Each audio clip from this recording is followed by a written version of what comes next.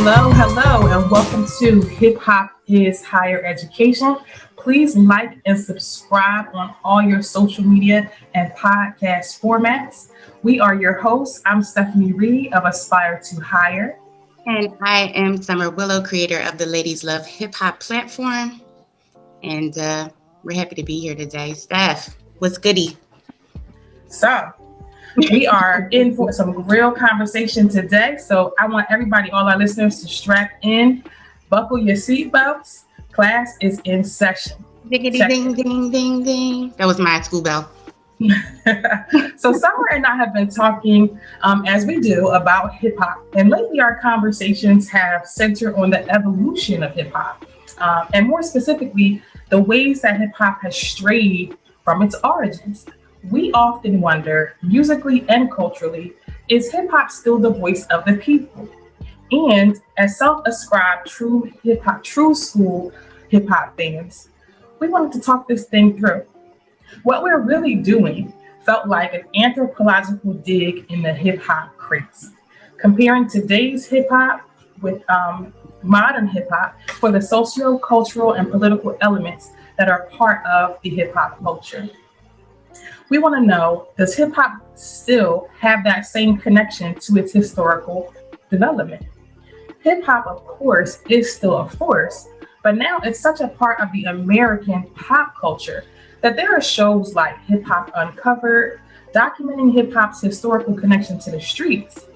That show also left us questioning whether hip hop still has some of those codes of the street that it did before. So what are the social-cultural, political, underground street drivers of hip hop today? Summer and I are joined in this conversation today by a real live social anthropologist, hip hop cultural educator, and scholar, Mr. Will Strickland. Give Will Strickland a hand, folks. Yes. Welcome. So for all of our listeners out there, we want to welcome our guest. Our esteemed guest, Will Strickland, created and taught the world's first university-accredited course on hip-hop culture at the University of Massachusetts Amherst in '98, and this class was called Edutainment, the Impact of Hip-Hop on American Culture. I mean, how deep. Will has been a creative content creation developer, leader, co-host, and executive producer of several media contents for major North American networks like VH1, NBA TV Canada, The Score, the list goes on. He's currently the director of Full Court 21 Canada, the world's most unique summer basketball tournament. His resume is longer than my arm. We would probably need a whole entire new segment just to read it, but just know that this man's passion for music is highlighted by the work he's done in aiding to guide the careers of some of your favorites and mine, like Wu-Tang. Okay, I know you all love Wu-Tang. We're talking Jay-Z, Public Enemy, Tupac, Drake, KRS-One, the list goes on and on. So ladies and gentlemen, it is time to dig into the mind of Mr. Will Strickland. Thank you for being here. I want to thank you ladies for allowing your brains to go on zero and allowing me to be on the show with you. Whatever. Because I'm just saying, like, wow, no. I appreciate you having me for sure. And I'm looking forward to the conversation, the discourse, without question. Absolutely. This is going to be a rich conversation, but we want to start at the beginning, right? So we always take the journalism approach when we're conducting our podcast, and we don't take for granted that this is going to be the first time that some folks have ever heard of the illustrious Will Strickland. So please explain for our listeners, our audience members, your background as an OG in hip hop and as a hip hop scholar. Well, I think that I'm the product of a misspent youth. I have been fortunate enough to have worked very, very hard to have a quality education, to learn how to create and exchange cultural currency through hip hop culture. As a person who wants to rap, dance, and like I've done everything in the culture, and then realize that maybe my purpose in the culture was to help drive it forward in a different way that wasn't singing, dancing, rapping, whatever the case might be, whether it be being a music executive at some of the top companies in the world, starting my own company in my university dorm room, whether it be, teaching the world's first university accredited course, being the first American to run a Canadian organization for urban music. Nobody says urban anymore. But it's called the Urban Music Association of Canada. I was the first American president there and did some things, which like jump-started my relationship with this kid named Aubrey Drake Graham. You might have heard of him once or twice. And I don't want to sit on here and do all that, but like I said, I've been blessed and fortunate to have utilized the tools in my toolbox, my daddy tools, as I call them. Not to dismiss my mother in the least. It sounds better when I talk about. If you guys have ever seen the TV show Boardwalk Empire, Chalky White, Michael K. Williams, who plays Omar from The Wire, he has a scene about his daddy tools, and that's what I talk about my father, like the things he gave me to build, right? And a good craftsman never blames his tools. So no matter what happens in this life, I know that I can build in every arena, and that I have the discipline and the desire to be able to learn and turn suggestion and activation, no matter what I'm doing, whether it be playing professional basketball or working in the music industry or teaching.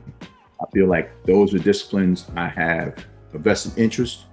And so I do my best to listen, because listening makes the best learning. And listening is a skill. A lot of people don't believe it. They don't know the difference between listening and hearing. I do. I practice that. And I also have this affliction that not a lot of people can catch. To be honest, I'm going to full disclosure. I suffer from a disease called actual facts syndrome. And I love it. Not many, like I said, not many can deal with that part of it. But that's what I work with each and every day from the sun up to sundown. So that's how we'll move forward. Okay, and just to actual fact syndrome, love it. I love it. Just to balance out that great explanation and kind of culmination of who you are. There's also, and those are, in my perspective, a lot of your learnings and how your philosophy moves. But just to speak about you as an OG in hip hop, Young is in charge, DJ, managing groups. Tell the folks a little bit about, you've touched so many different levels and aspects of the hip hop culture and been a very integral part of people's careers. So let's just talk about, maybe in a snapshot of how you came into this game and what really set you on fire with hip hop. Oh, the difference between the culture and the industry is what you're asking me about. Because the culture had nothing to do with $1. I could be standing in front of the mirror with my mother's hairbrush, and that could be my Madison Square Garden. Uh-huh. That could be my Wells Fargo Arena. That could be my, O2 Arena, wherever it is. And that's 30,000 people watching me in the bathroom rapping. I could go to karate practice and learning capoeira when I was playing ball in Brazil, and kids are in front of the dojo, or whatever they called it, and they're doing capoeira moves that look like b-boy moves and breakdancing. They put that together with the percussive music of Brazil, right? Afro-Cuban, Afro-beat, everything, right? Or, when I draw graffiti on the wall, I'm not thinking about getting a deal. These things have nothing, I'm not thinking about the music I'm making and having it shrink wrapped in an old gel case and putting it on a shelf somewhere, or doing a video on top of, with a half naked woman on top of a $400,000 car. That's the industry. Right. But the culture is something that lives in you in a way, like, to quote the great and illustrious Lawrence Christopher Parker, rap is something you do, hip hop is something you live. I lived that part of it. So the industry part because I lived it, it was easier for me to understand the difference between the industry and the culture, and go into the industry saying, okay, how can I enhance the industry with the cultural currency that I've developed and earned through being in the culture before I got into the industry. And I think I don't knock people who get into it just to make money. I don't. That is your choice. And I have a keen understanding of personal pronoun use. What you choose to do might not be what I choose to do, and vice versa. I don't necessarily have to agree with it, but being able to start my, one of the first things I did was a concert for EPMD. I was 16 years old. I couldn't get into the club that I had them booked into, right? Because I'm like, if I can't sound like KRS-One, Rakim, and Chuck D when I'm rapping, if I can't have the charisma and the wittiness of a Grand Poobah Maxwell, if I can't do all that, I don't want to do this, but how can I be involved? And figuring out that I had this little radio show when I was, 16, I would leave at lunch. And I think this is part of the decision between the culture and the industry. When I got an opportunity to get, this is a long story about the guy who had the show before me. It was the beginning of mix shows. Mix shows were not a common thing in the 80s. And I'm older than a lot of people will probably be listening to this. But they weren't common things. They were just really starting. And I was just in this little town in Texas at the time, because my father, blessed dead, was in the military. And I went down south to finish up my high school, my last year, and like a little bit of high school down in Texas. So, I saw Jerry Curl. I wasn't a Jerry Curl dude. But whatever the case might be, I'm down there, and the guy who was doing the show, I was chasing him around because he was like the Funk Master Flex that little town. Gotcha. I knew I was a better DJ than he was, but this is where you have to humble yourself. You can't create something from the outside in. You have to get inside. And once I'm inside, then I know how it works and I can move accordingly. Right. So I went up to him one day at a party, at a function. He did a youth party, and said, "Hey man, can I work for you?" He goes, "Well, I can't pay you." I said, "I'll carry your crates, I'll set up your casket, whatever you need done. You tell me what you need to do." Right? So he thought he had a gopher. No. He thought he had a dummy. I'm like, no, I'm cool. Right. You don't realize what you just gave me by allowing me into the circle, because who I'm about to know. Now I'm not saying that like I'm snaking him or something. I'm just saying I know now who the people are. Right. So if my opportunity presents itself, I've already created some sort of connective tissue between myself and those people. Right. You have to remember, I'm 16 years old, and I'm thinking like this, because I'm not thinking short term. I'm not thinking about, let me make some money right now. I'm thinking about, how can I create a career? Do a thing I love. Right. So in that, the guy gets busted trying to sell weed at a kiddie party out of town, whatever. Oh. And next thing you knew, all these people who knew him and were hiring him for get jobs were like, we need someone to do. Oh, who's that kid? Oh, remember him? Yeah, he didn't go. Right. And I became the youngest in charge midday. I had the mix show. Right. So and it happened at lunchtime. So I had to make a decision. Do I want to sacrifice my lunch and go do this show? Or yes, do I understand that sacrifice is not a word I use? Anything you do to enhance your life is not sacrifice, it's an attribute. It's an attribute. So I was adding to my life. So I could always have lunch. I'd go there, do that show. Right. And then come back to my 5th period English class and barely could walk through the door because I know all my friends heard me at lunch. Listen, speaking our language. You are speaking our language. It was a spark. So from EPMD to the first artist I ever brought down to school when I was in university was De La Soul. And I'm like, I can make money bringing artists here to do shows all the time. Because when I did the EPMD show, normally they'll just, as a young promoter, they try to gas you and steal stuff from you. Like, oh, let me give you a hat or something. You bring the artist. Nah. I said, let me get the door. Right. So they were charging because they know I had the mix show, so I could bring people in. So let me get the door, which is like $10. It's normally $5, so $10 you have a concert. Let me get the door, and I knew they were going to skim off the door, and 20% of the bar. Like, Wow. what? No, we're not doing that. I'm like, Yeah, okay, come on, well, man. cool. We can take it to another club. This is me at 16. At 16. So Oh my goodness. I said, we can take it to another club. And no, cool, okay. Because what people don't understand is that just like when you go to the movie theater, that's not the movie business, that's the concessions business. Absolutely. That's why cold popcorn from Sam's Club and some sugary water costs as much as your ticket, if not more. Right. When you go to the club is not the music business or the club business, it's the alcohol. You get to the club because watered down drinks cost so much. You're telling too many secrets. You were really giving No, but you know what though? I love giving these secrets because if you can't execute the way I execute, it doesn't matter whether you know my plans. Absolutely. Speak on it. Yes. Will, listen. So in that, you can have all that. Let me ask you this, because you just gave us a million gems and we barely brushed the first question, right? I'm sorry. No. You got me started. You effective. This is dope. Talk to us. You mentioned connective tissue. You mentioned starting this at 16, but let's talk a little bit about all of that insight that you gained from 16 until now. I'm not a person that believes that the hip hop culture is not still a driver for the way you function and know how you do business.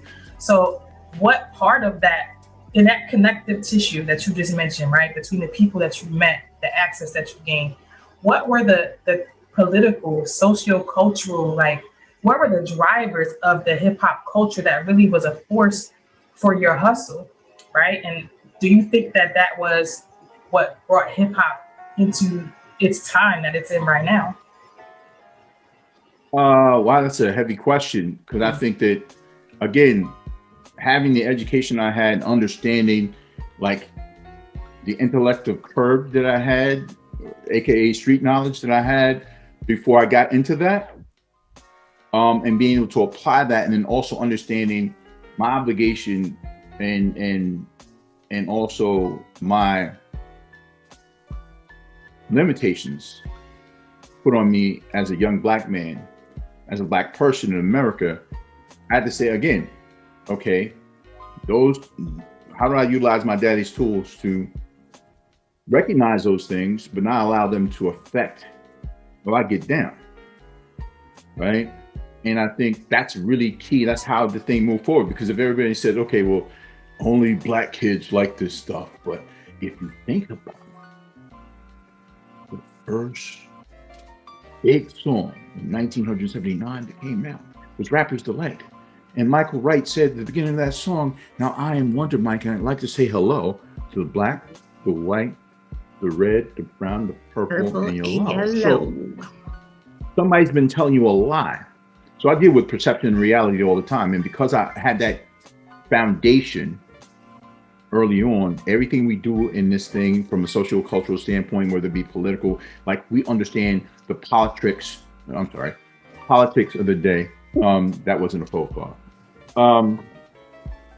Of the day, and how everything is designed to keep you as a second-class citizen. But I cannot wallow in the notion of that. I have to utilize that as fuel to drive me to do other things. So I'm not worried about proving something to someone else.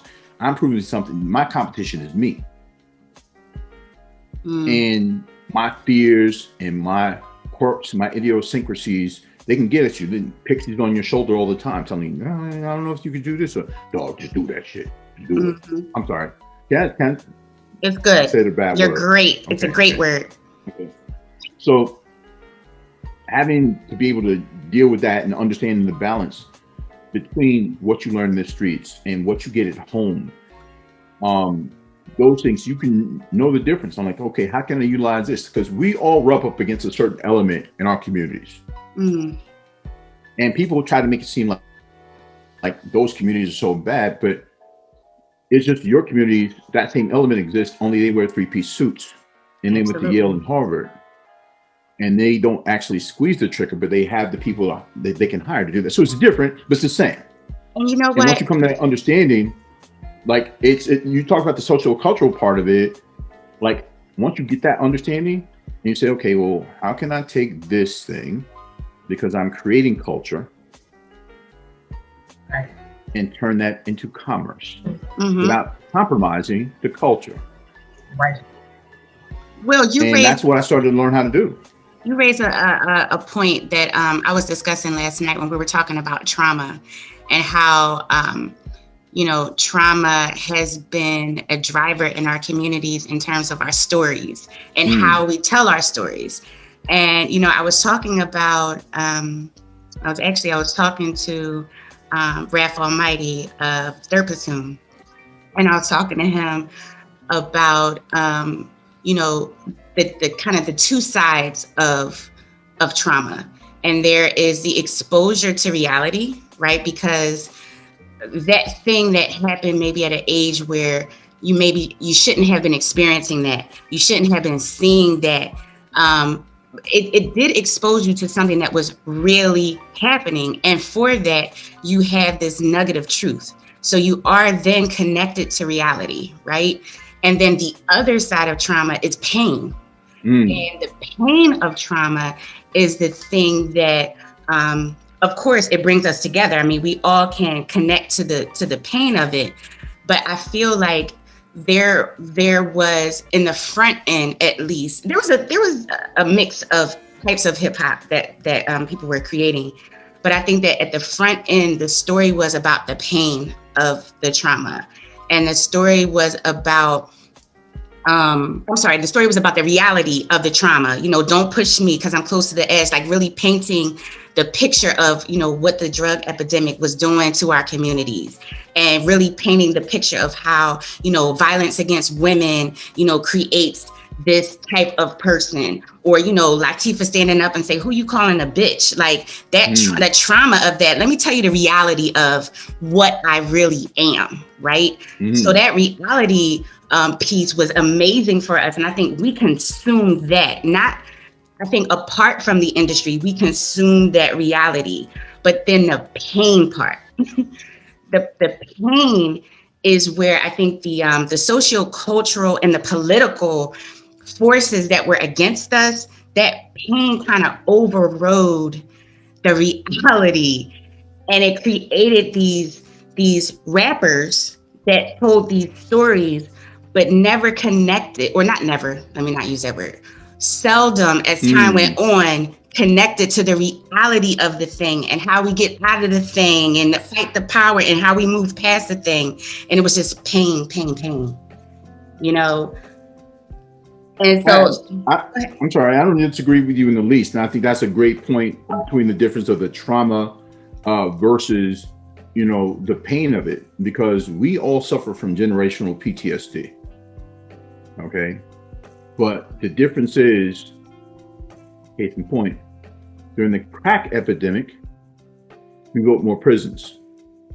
During the opioid epidemic, we found empathy and thought it was a mental health issue. It's always been a mental health issue. It's just who cares about the people suffering the most from that trauma.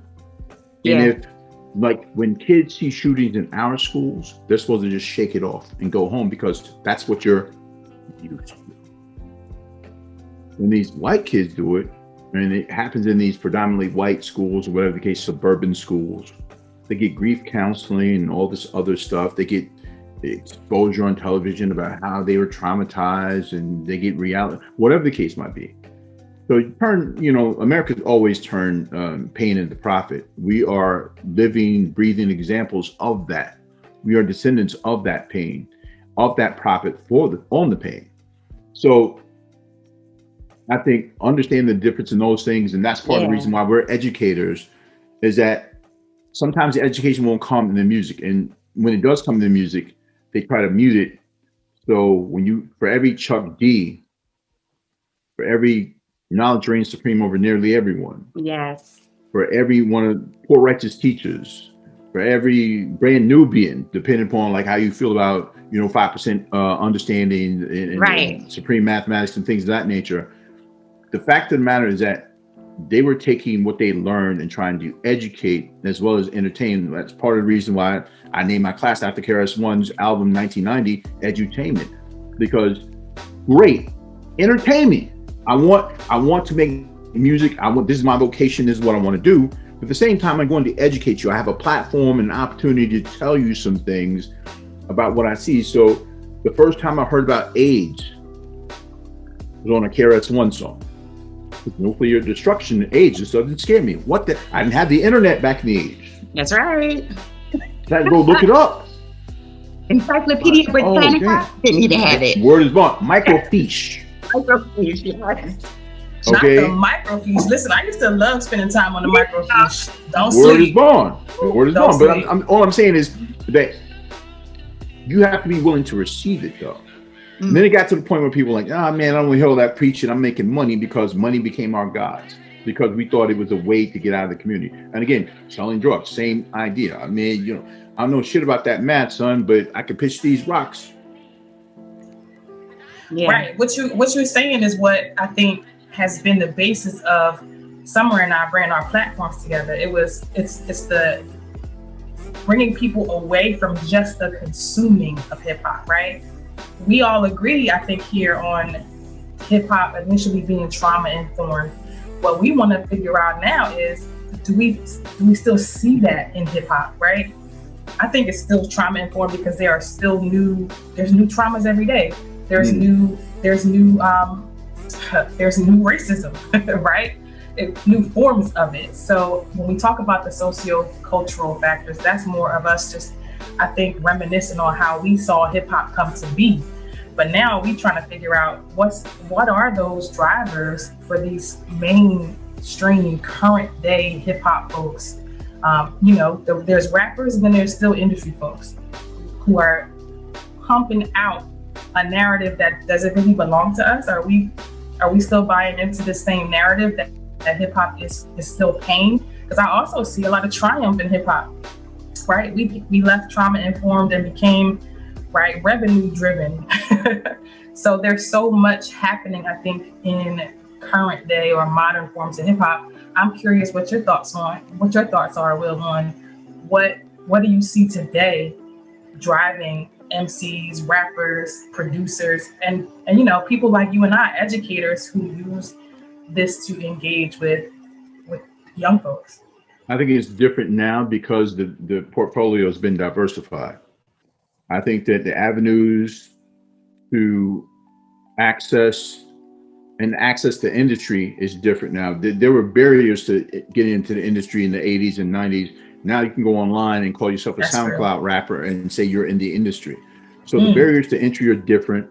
Yes. And there is a desire everyone wants to be Jay-Z, but they don't really know the story of Jay-Z.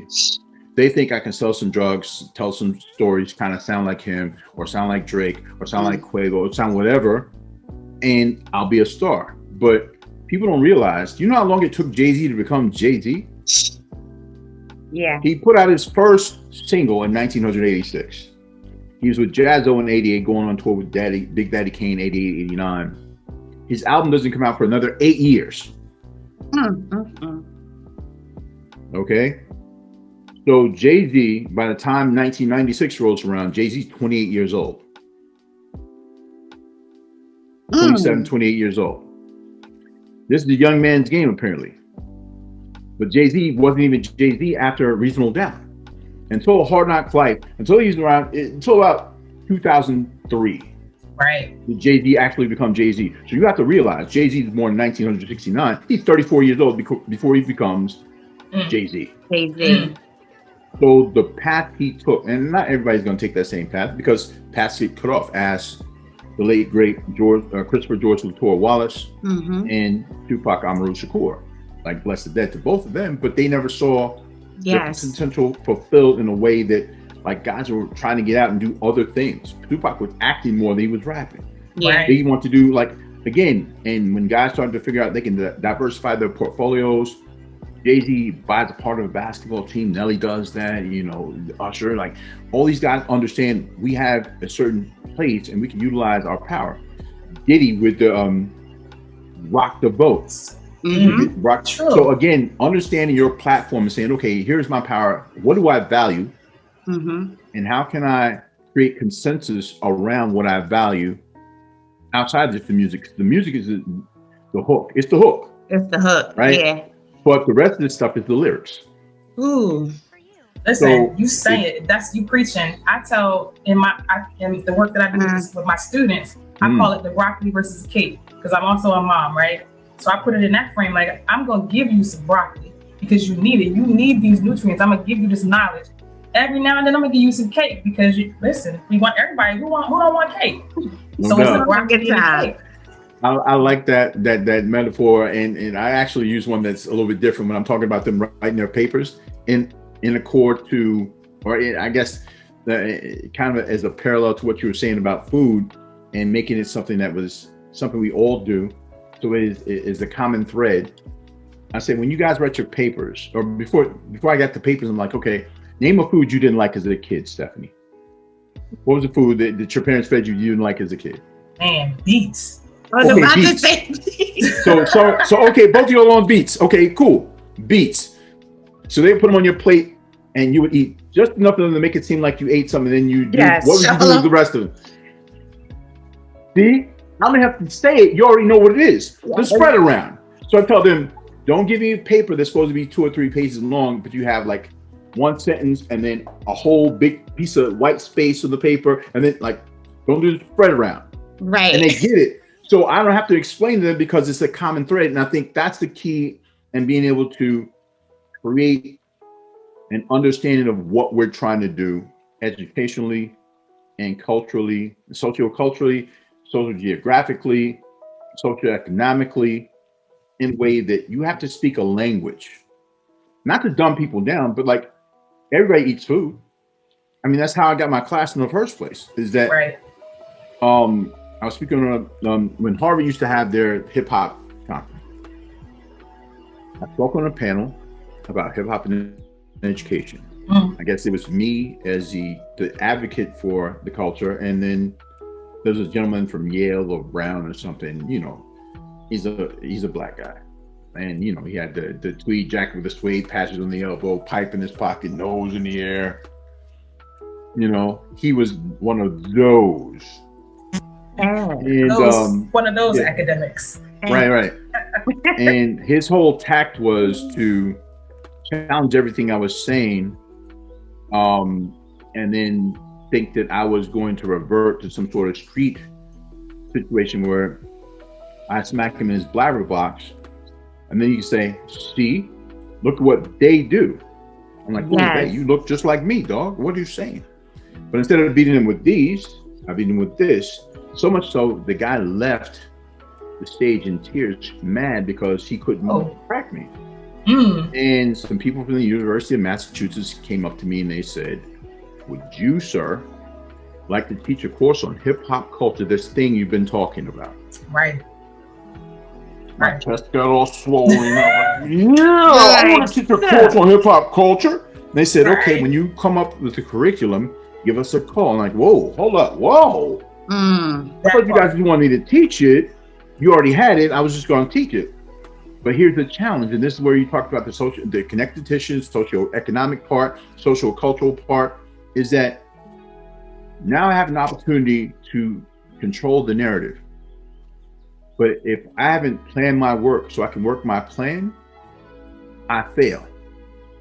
And I am personally allergic to failure, as well as penicillin, sharks, and polonius stupidity.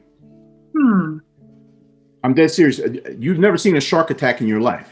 You seem like you're also allergic to alternative facts. Yeah, we don't get down like that, right? But you've never seen a shark attack before. What happened to those people was trespassing. The shark did what it was supposed to do. You were in the water. You're in his house. So now let's develop our house. Let's develop our house. So I get all that together and I start figuring out how I'm going to teach this. How I'm going to take all this stuff I learned in the street, all this stuff I learned in school, going to one of the top universities in the United States. I went to Rice University, the Harvard of the South, go Owls. And I triple majored in managerial studies, political science, and economics. I got my master's, my MBA in entertainment law. And I started my doctoral degree when I created and taught the world's first university accredited course on hip hop culture at UMass. But how it came to be was because these people asked me and I didn't know what I was going to do. Right. And this is where, and this is no disrespect. And when anytime you say this is no disrespect to anybody else, it ends up being disrespect. It's a little disrespect. You know what? I'm gonna fall on that. I'm gonna fall on that sword. I'm good with that. Yeah. We as Black people have an innate ability through the trauma we suffered to turn nothing into something. Absolutely. There's no way chitlins become a delicacy. I don't even eat, but we turn nothing into something. Every day. Mm-hmm. Okay, so in that, I'm like, I have nothing. I don't have Shakespeare. I don't have algebra. I don't have any precedent before me to do the thing I told these people I'm going to do. What you had was that cultural currency, though, and they saw that. They saw that what you were doing on that panel, that other dude wasn't doing, was actually dropping gems about cultural and sharing cultural currency. So that's I wasn't there. No, I mean, 100%. But I had to figure out, like, how do you teach a course in hip hop culture? I know I can talk to you about the music and the culture, because I'm an advocate of knowing the difference. Like, again, the rap music industry, or the culture or the business of hip hop is rap, DJ, turntablism, right, breakdancing. Right. B-boying is the culture. Breakdancing. When Alfonso Ribeiro can put How to Break Dance on K-Tel Records. Oh my gosh, that was so great. That is industry. That's industry. But the dance and everything else, the essence of that thing, that's the culture. Mm-hmm. So I've always said, like, there's a difference to me between rap. When people say there's hip hop music, there's music of hip hop culture called rap. Yeah. Well, rap music. But there's no and we allow the misnomer to happen because people who didn't know or know anything about our culture started to help to condition the idea that if someone got shot at a concert, hip hop did it. Right. Huh? So that's how the conflation happens, right? But no, when somebody gets killed at a rock concert, it's a lone shooter. Yes. It had nothing to do with rock and roll. If something happened in these political protests, it's Antifa, it's Black Lives Matter, but Look, but when you storm the Capitol on 1/6, it's not white terrorism. It's protest. Yeah. Disgruntled Americans, citizens, patriots. The patriots, it's right. You know what? I like to call it a transferable ill. Like transferable skills is a transferable ill. It's like you use this to your advantage. Right. It's like your advantage is to brighten up the subject. And when it comes to Black and brown folks, you use the deepest, it's all about the language. Use the darkest language. Use the most incriminating vocabulary to explain the thing that you do, sir. Right. Amen. You want to, again, controlling and crafting the narrative to fit what you want it to fit, and then continuing to perpetuate that thing, it becomes boilerplate. Yeah. So Michael Vick could have saved President Joe Biden. He could have saved the whales. He could have recultivated Africa. But remember, he let those people kill them dogs at his house. They'll always tell that story no matter what he does. Right. And that's part of the conversation. I guess that happens with us because that's how the story must go. Absolutely. So I'm figuring out how to teach this class, and I said, okay, I start reading all these books, and I'm like, wait a minute, I'm working hard, but I'm not working smart. I'm gonna have Jefferson, Washington, Lincoln.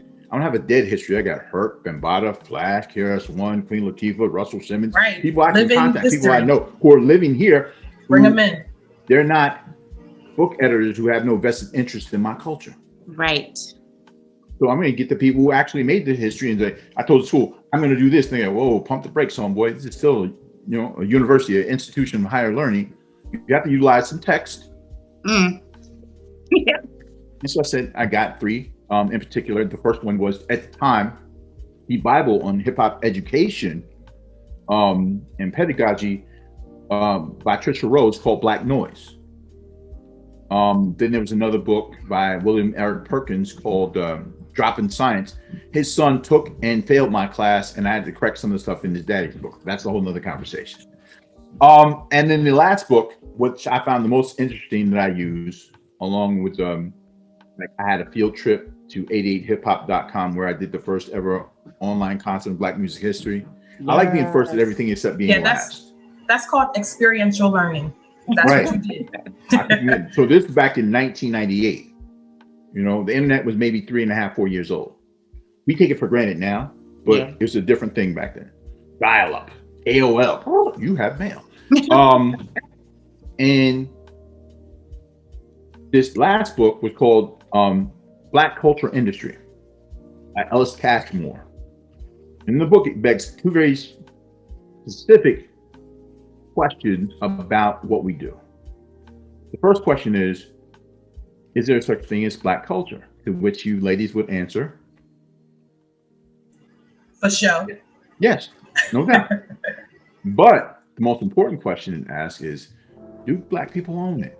There you go. And that's why I said no. And that's why I said no in the background on mute. Wow. Mm-hmm. There is a Black culture, but it's not our culture. Right. And I think that's the disconnect you guys are talking about. You're trying to find out, like, how do we redefine that thing? Because now it's industry, and it's, you know, the captains of industry drive the business of hip hop. And then by virtue of seeing financial gain in the culture, it then becomes hip hop to a lot of people, which it's just the industry of the culture, right? It's not the culture in and of itself. So you can tell the people who trust the culture, you know, Kendrick Lamar trusts the culture. You know, I'm gonna talk about somebody from North Carolina, Rhapsody trusts the culture. Oh, yes. Okay. Shouts and love to Rhapsody. The artist formerly known as Timothy El Padero Thedford trusts the culture. That would be Jay Electronica. Oh, yeah, I did not know that one. Oh, listen. I'm locally respected and nationally known for utilizing people's whole governments. We love it. I'm talking about sports or hip hop culture. Because, education. Again, it's about knowing the people. I know their names, but when Jay Electronica says the name on the birth certificate, that's not the real me. When you can come out and create your own attribute, when you can define yourself as opposed to allowing someone else to define you, whether we're talking about hip hop culture, right, or what you do, Stephanie, with your symposium, right, or what you guys are doing with this podcast, right, you control the narrative. The way you want to present yourself is, if I want to call myself King Born Alak Justice, I can, because that's my name. Right. I gave myself those attributes. Right. But again, understanding how you can control your narrative and then turning that into industry without compromising your integrity to do so is part of why we do what we're doing. It's part of the reason why I educate. I'm like, okay, well, you know, and to go back to the UMass story, because I think it's really important. And I'm sorry, I'm talking so much. But it's something you guys said that impacted me right now to tell you this story, because those are the books we read. I didn't know how to create a course outline, a syllabus. I'd gone to school for years. I didn't know how to create one. Yeah. Right. So when I figured that out, I go in front of the school and I have to present what I'm going to teach at the University of Massachusetts. And you know how you go to the court and there's a jury of your peers? Well, none of my peers were in that room. I'm not surprised. It was five like 65-year-old plus white Anglo-Saxon Protestant males who knew nothing about my culture, who were going to tell me about what I was going to do. And so I present myself and I tell them this story of, you know, the same thing I've been telling you guys. I'm like, okay, I got the course outline, and a week before my review, I'm sweating bullets because I don't know how I'm going to present. I don't know how to tell these guys what I need to tell them. I don't know how to make that connective tissue we talked about, Stephanie. Right.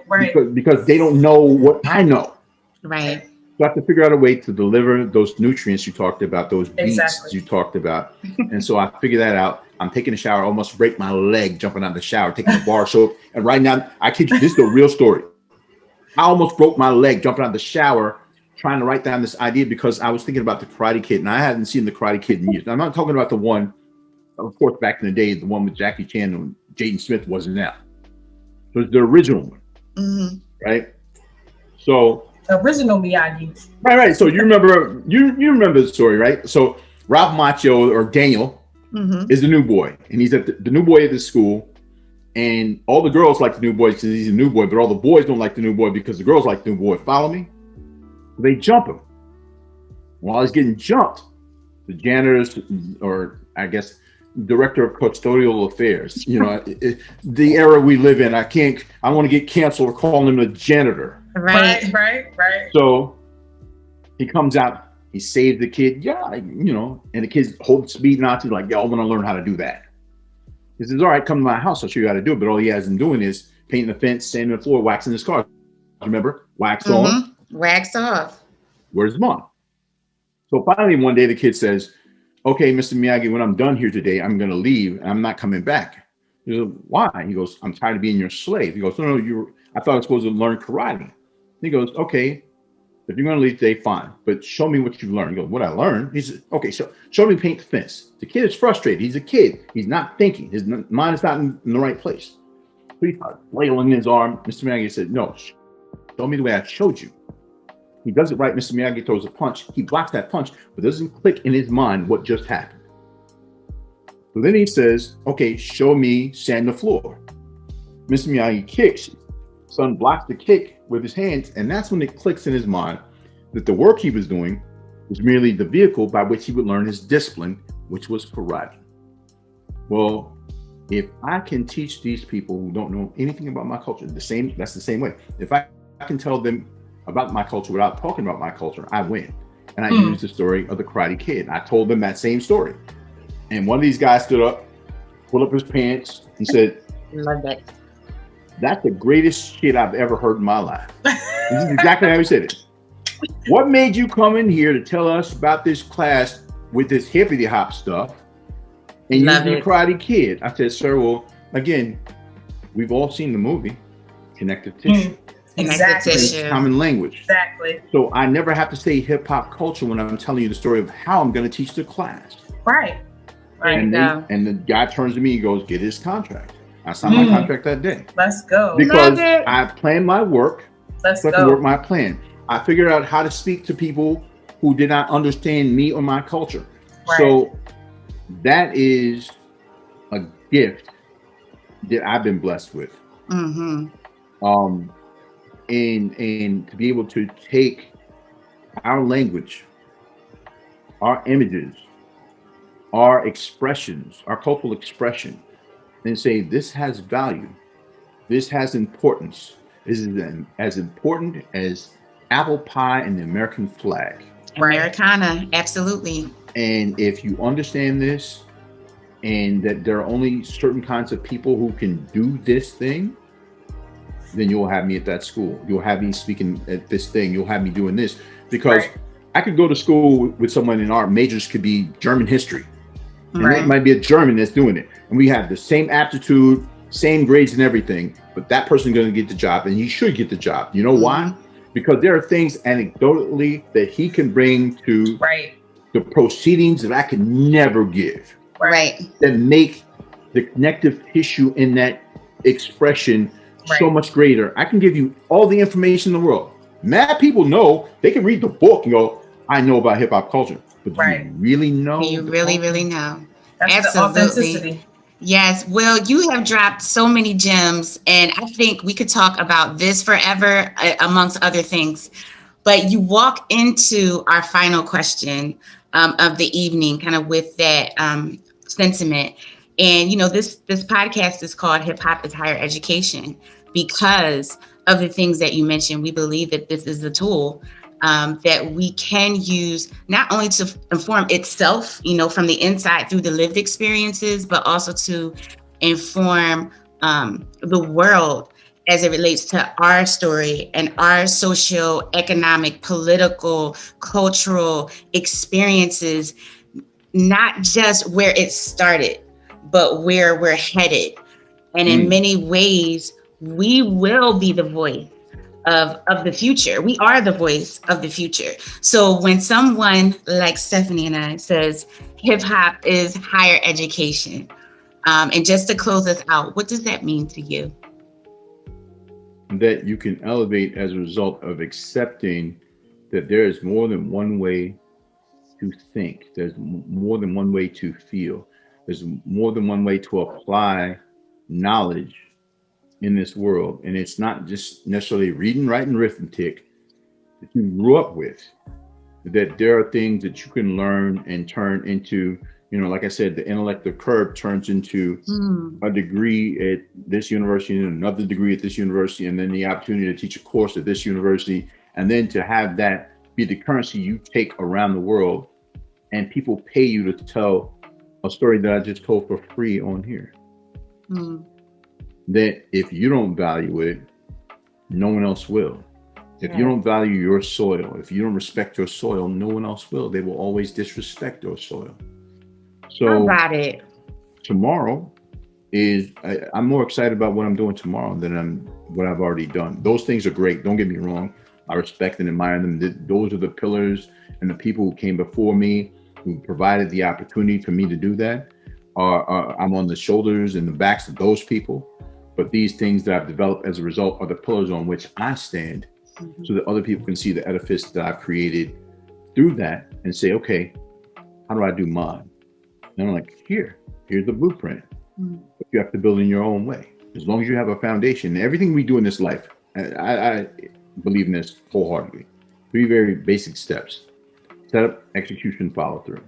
Where most people fail is the follow through. Yes. So say, for instance, whether you're meeting a guy, a girl, building a home, making a sandwich, whatever it is.